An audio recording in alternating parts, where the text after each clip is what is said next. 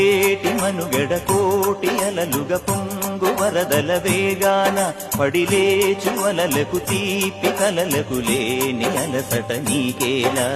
నల్ల నల్ల నీళ్లలోన ఎల్లకిల్ల పడ్డట్టున్న అల్లు మల్లు ఆకాశాన చుక్కల్లు. అమ్మాయంటి జాబిల్లమ్మ అబ్బాయంటి సూర్యుడమ్మ ఇంటి దీపాలవ్వాలంట దిక్కులు. ఎవరికి వారే